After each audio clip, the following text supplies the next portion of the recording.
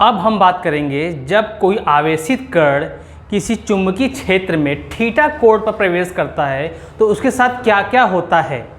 ये एक अपने आप में एक अच्छा डेरिवेशन है जो कि बोर्ड एग्जाम में बहुत पूछता है।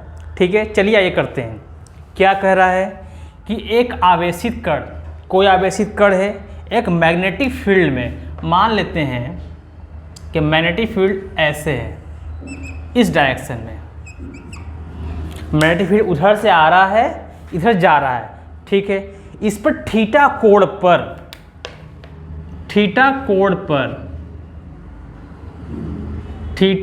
पर कोई आवेश गति कर रहा है। तो बोला है कि इसके साथ क्या होगा। पिछले लेक्चर में हम ये पढ़े थे कि जब मैग्नेटिक फील्ड अगर ऐसे आ रहा है, इसके लंबवत कोई आवेश अगर गति करना चाह रहा है तो ये गोल गोल घूमता है ऐसे। मतलब अगर ये ऐसे चुंबकीय क्षेत्र ऐसे अगर है, मान लीजिए ये ऐसे कर रहा है तो ये ऐसे ऐसे गोल गोल घूमेगा। ठीक है, मैग्नेटिक फील्ड अगर ऐसे अंदर जा रहा था, अगर ये पार्टिकल ऐसे जाना चाहता है तो ये गोल गोल गोल गोल घूमेगा। ठीक, लेकिन यहाँ पे ये लंबवत प्रवेश नहीं किया। कैसे किया है? मैग्नेटिक फील्ड से थीटा कोण पर प्रवेश किया। और हमने जो पढ़ के आए हैं कि चुंबकीय क्षेत्र से लंबवत प्रवेश करेगा तो उसके कार्य गोल गोल घूमता है। ये हम पढ़ चुके हैं। अब यहाँ क्या खेल होगा, अभी क्या करेंगे, इसका कंपोनेंट ब्रेक करते हैं। कैसे कंपोनेंट ब्रेक कैसे किया जाता है? अगर ये ए है, ये थीटा है, तो इसका एक कंपोनेंट नीचे आएगा, ए कॉस थीटा। थीटा का साइड कॉस होता है और इसके लंबवत इस लाइन से 90 कोण पर क्या हो जाएगा, ए साइन थीटा। ठीक है ना, थीटा के साइड कॉस होता है, थीटा से दूर गैपिंग में साइन होता है। तो यहाँ भी इसको हम ब्रेक करेंगे। चलिए ब्रेक करते हैं। तो ये नीचे आएगा ये v कॉस थीटा और ऊपर की ओर आएगा v साइन थीटा। हमने कंपोनेंट्स ब्रेक कर लिया है और ये वेलोसिटी है।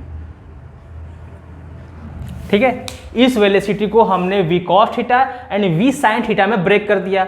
और हमको पता है कि चुंबकीय क्षेत्र से जो लंबवत प्रवेश करता है वो गोल गोल बनाता है। यानी ये मैग्नेटिक फील्ड से ये वाला v sin थीटा परपेंडिकुलर है, तो परपेंडिकुलर को मैं ऐसे भी दिखा सकता हूँ, है ना। ये मैग्नेटिक फील्ड की लाइन है, इससे 90 के कोण पर क्या है, v sin थीटा, इसको ऐसे भी दिखाया जा सकता है। और ये वाला बंदा मैग्नेटिक फील्ड के साथ साथ चल रहा है, समानांतर चल रहा है ना, इसे पैरेलल, इसको मैं ऐसे भी दिखा सकता हूँ, पैरेलल। ठीक है ना। अब देखते हैं क्या होगा यहाँ पर। चलिए, ये कंपोनेंट्स हमने ब्रेक कर दिया। अब कल का लेक्चर अगर याद है तो जो मैग्नेटिक फील्ड से परपेंडिकुलर होता है वो हमेशा इसको गोल गोल घुमाएगा। कैसे हम लोग फाइंड किए थे कि F vector is equal to q v cross B, यानी कि v की तरफ हाथ करते हैं, b की तरफ बैंड करते हैं। v किधर है, ऊपर, मैग्नेटिक फील्ड इधर, यानी अंदर जाएगा फोर्स। यानी ये पार्टिकल इस वेलोसिटी के कारण ये पार्टिकल गोल गोल घूमेगा, ऐसे घूमेगा गोल गोल। पर यहाँ पर इसके साथ साथ एक चीज और भी है, ये भी एक स्पीड है जो इसको आगे ले जा रहा है। यानी कि यहाँ दो वेलोसिटी जो कंपोनेंट्स ब्रेक किए हैं, इनका अलग अलग भूमिका है।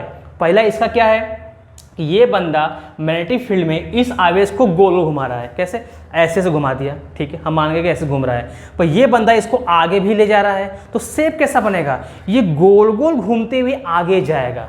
जैसे स्प्रिंग होता है ना, उस टाइप का, ऐसे कुंडलिनी पथ हिंदी बोलते हैं, हेलिकल शेप में।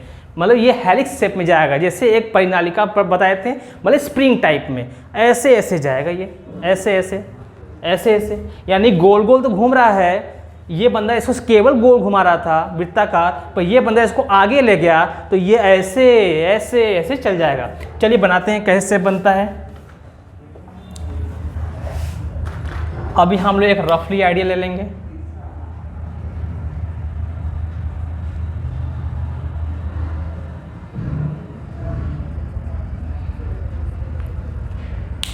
ठीक है, अब क्या करेंगे, ये हेलिकल शेप में जाएगा।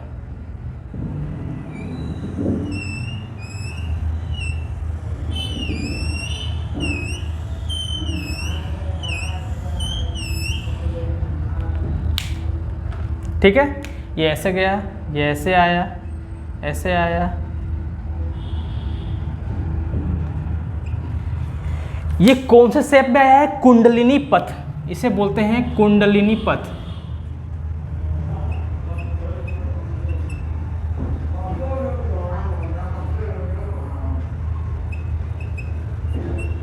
इसे क्या बोलते हैं? हेलिक्स।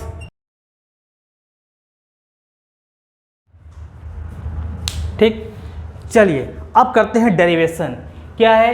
हमने लास्ट लेक्चर में बताया था कि मैग्नेटिक फील्ड जो परपेंडिकुलर होता है उसके साथ सारे फॉर्मूले हमने क्रिएट किया था। ठीक, अब ये बंदा भी बीच में आ गया, इसकी बात बाद में करेंगे। पहले बात करते हैं, इसको लेकर हम आगे बढ़ते हैं। ठीक है, तो हम लिखेंगे, अब हम बात करेंगे इसके कारण, बस इस पर फोकस करते हैं और इस पर फोकस करते हैं, ये चीज़ अभी भूल जाते हैं। ये बंदा अगर स्पीड ऊपर जा रही वेलोसिटी तो इसको गोल गोल घुमाएगा, यानी इसने, इस चुंबकीय क्षेत्र ने इस पर बल लगाया और ये वेलोसिटी क्या है? मैग्नेटिक फील्ड से लंबवत है, यानी कि जो आवेशित कण चुंबकीय क्षेत्र के लंबवत प्रवेश किया है उस पर एक फोर्स लगा। ठीक है,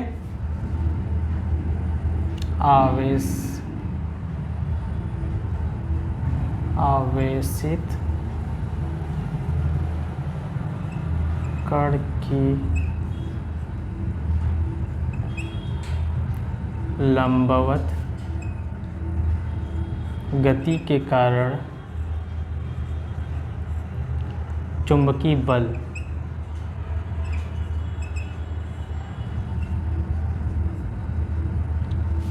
आवेशित कण की लंबवत गति कारण चुंबकीय बल, हमको पता है क्या फॉर्मूला था? F B is equal to q v B sine theta. Sine क्या है? इस वी परपेंडिकुलर और मैग्नेटिक फील्ड के बीच कितना एंगल है? 90, यानी ये क्या हो जाएगा? 90। और कौन सा वेलोसिटी है? v है कि v परपेंडिकुलर? v परपेंडिकुलर है। इसको लेके आगे बढ़ते हैं तो एफ बी क्या निकल जाएगा? q v perpendicular b। Equation number first. चाहे तो इसकी वैल्यू भी यहाँ पर हम रख सकते हैं। ठीक है, अब बात करते हैं कि कोई चीज़ गोल गोल अगर घूमता है तो वहाँ जिम्मेदार होता है अभिकेंद्रीय बल। तो यहाँ पर एक अभिकेंद्रीय बल भी लिखेंगे।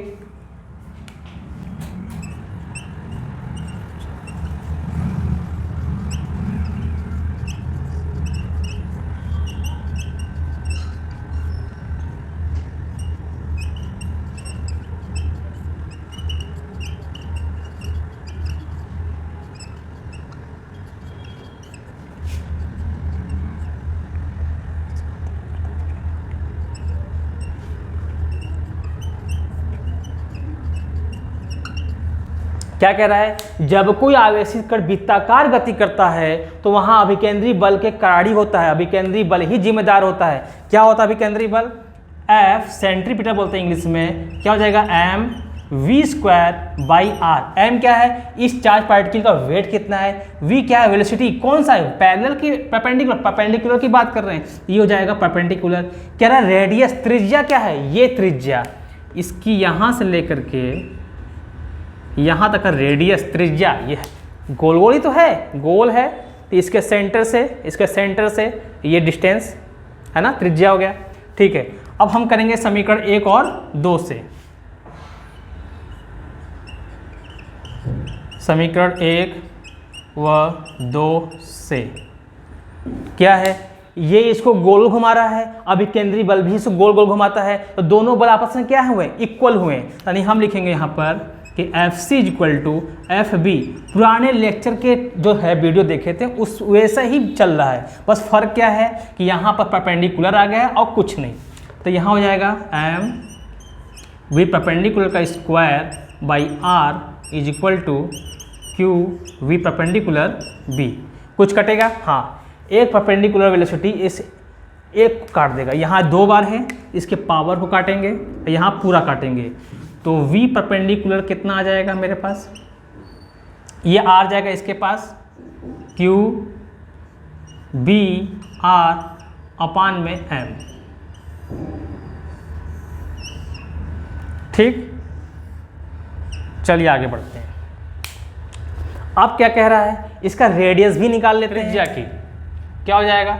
रेडियस इज इक्वल टू इसी फॉर्मूले से ये m चल जाएगा इसके पास, q भी आएगा नीचे, m जाएगा वेलोसिटी के पास, q भी आएगा नीचे, क्या हो जाएगा m v परपेंडिकुलर अपान में q b, और v परपेंडिकुलर की वैल्यू कितनी है v साइन थीटा, यहाँ पर हम पुट कर सकते हैं। तो फॉर्मूला क्या हो जाएगा m v sine theta upon में q b, ये हो गया रेडियस त्रिज्या इसका, इसकी बात कर लिए। अब हम बात करेंगे आवर्त काल का, ठीक है।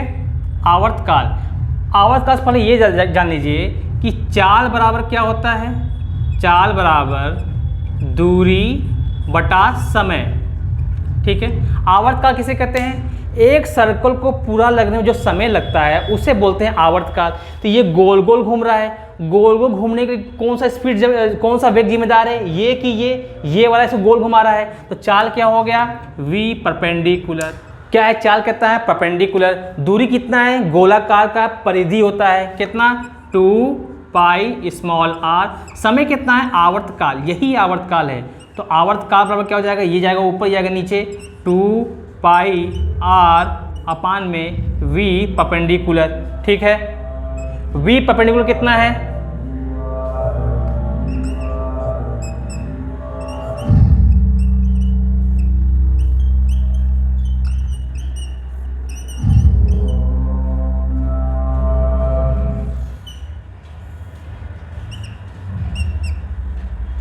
ये चल जाएगा ऊपर, r से r कट गया, 2 पाई m अपान में q b, ये हो गया मेरा आवर्त काल। आवर्त काल का फॉर्मूला आया क्या, ये है आवर्त काल, आवर्त काल।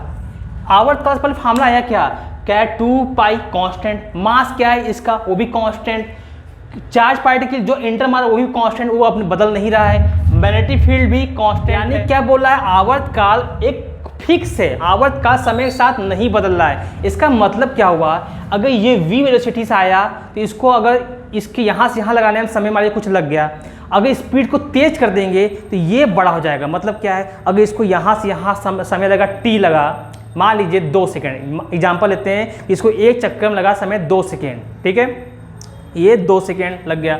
अगर स्पीड तेज होती है तो गोला वृत्ता का पथ बड़ा हो जाएगा, तब भी 2 ही सेकेंड लगेगा। यानी कि स्पीड इसकी बढ़ाएं चाहे घटाएं, एक गोले को पूरा करने में लगा समय कितना है फिक्स है, नहीं बदलेगा।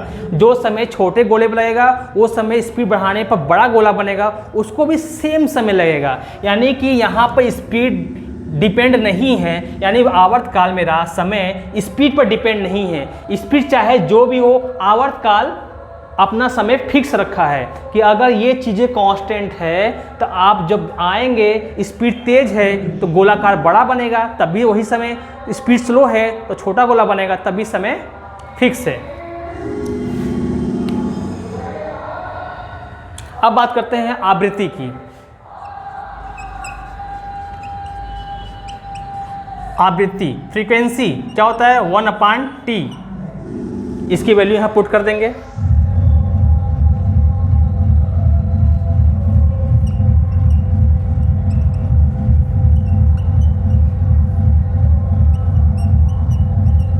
ये चल जाएगा ऊपर,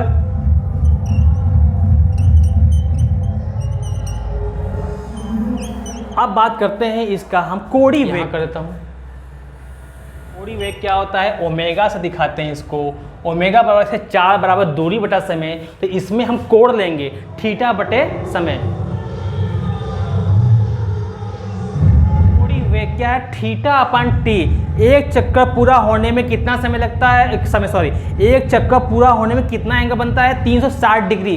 360 डिग्री को अगर मैं एंगल में लिखूँ रेडियन फॉर्म में तो हो जाएगा 2 पाई, ये हो जाएगा 2 पाई अपान में समय, एक चक्कर में लगा समय कितना है पूरा आवर्त काल, ये हो जाएगा एक पूरा आवर्त काल। अगर मैं आवर्त काल की वैल्यू कहाँ गया, इसकी वैल्यू यहाँ पुट करें तो आंसर क्या आ जाएगा 2 पाई अपान में 2 पाई m अपान में QB। तो 2 पाई से 2 पाई कैंसिल, तो ओमेगा की वैल्यू कितना आ गया, ये चल जाएगा ऊपर QB by m, QB by m। अब हम बात करेंगे पिच की। पिच क्या है, पिच समझते हैं, इसको थोड़ा सा मिटा देता हूँ। अब हम बात करेंगे कि पिच क्या होता है। पिच समझते हैं क्या है। पिच का मतलब ये होता है, अगर कोई गोल गोल घूम रहा है तो एक ही स्थान पथ, ये है वृत्ताकार पथ। अगर ये आगे भी जा रहा है तो ये यहाँ से शुरू हुआ, मान लीजिए ऐसे शुरू हुआ और यहाँ चला आया, ऐसे शुरू हुआ और यहाँ चला आया। इनके बीच की जो दूरी होती है ना, इसको बोलते हैं पिच। इसके बीच की जो दूरी है ना, इसको ही बोलते हैं हम लोग पिच। इसे पी से दिखाते हैं। अब बोलता है कि P बराबर निकालिए। अब क्या है कि P एक दूरी है, इस दूरी पर कौन सा वेलोसिटी है, इस दूरी पर आपकी वेलोसिटी जो है V पैरेलल है, V cos थीटा, ठीक है, दूरी है। अब बोल रहा है कि चाल भी है, दूरी भी है। यहाँ से यहाँ तक का समय कितना लगा, यहाँ से लेकर के यहाँ तक के समय कितना लगा। अब ये बताइए, एक चक्कर लगाने में समय क्या होता है, आवर्तकाल। ये है मेरा आवर्तकाल, यानी एक चक्कर गोलाकार लगता है तो बोलते हैं आवर्तकाल। ये ऐसे चक्कर लगाता है तो बोलते हैं हाँ आवर्तकाल T है। लेकिन ये हेलिकल शेप में, हेलिक्स शेप में चल रहा है, ये आगे बढ़ रहा है, यानी ये ऐसे जा करके ऐसे आ रहा है, ठीक सामने। ये ऐसे आया, ऐसे चला आया, ठीक है ना। अभी ये क्या है, एक चक्कर पूरा किया, एक चक्कर में लगा पूरा समय क्या है, मेरा आवर्तकाल है। यानी इसको यहाँ से यहाँ तक का समय कितना लगा, कैपिटल T, आवर्तकाल। यानी जो ये समय है, ये समय, ये आवर्तकाल कवर किया है। यानी कि चाल भी है, दूरी P से दिखाए हैं, और इस पॉइंट से लेकर के इस पॉइंट तक का समय कितना लगा है, वो है मेरा आवर्तकाल। क्योंकि अगर एक ही जगह चक्कर काटता है इसे बोलते हैं आवर्तकाल। लेकिन ये आगे बढ़ रहा है, आगे बढ़ते हुए गोलाकार बना रहे हैं हेलिकल शेप में, तो ये हम ऐसे करके आगे चले गए, ये ऐसे करके आगे चल के ठीक सामने आ गए। अगर हम ठीक सामने आते हैं तो एक चक्कर पूरा किया है, और एक चक्कर पूरा समय कितना लगा है, मेरा आवर्तकाल। तो हम फिर से वही फार्मूला पर चलेंगे कि चाल बराबर क्या होता है, दूरी बटा समय, दूरी बटा समय। चाल कौन सा लेंगे, इस तरफ कौन धक्का दे रहा है, V पैरेलल, हम लिखते हैं V पैरेलल, ओके। दूरी कितना है, पिच, उसको P से दिखाएंगे, कैपिटल P से। यहाँ से लेकर के यहाँ तक का समय कितना लगा, एक रिंग के बराबर कितना है, कैपिटल T, आवर्तकाल हो गया मेरा। तो पिच बराबर क्या हो जाएगा, V पैरेलल गुणे आवर्तकाल। अगर मैं इसका फॉर्मूला ब्रेक करूँ तो V पैरेलल कितना है, V sine theta, V sine theta, और आवर्तकाल कितना है मेरा, 2 पाई m अपान में क्यू बी, 2 पाई m अपान में क्यू बी। कुछ कैंसिल तो नहीं हो सकता है, तो मेरा फार्मूला जो आया पिच बराबर ये हो गया 2 पाई m v sine theta upon में क्यू बी। ये बन गया पिच का फार्मूला। क्या बनेगा, 2 पाई m v साइन थीटा, 2 पाई m v sine theta upon में क्यू बी। यहाँ से ये टॉपिक हो गया समाप्त।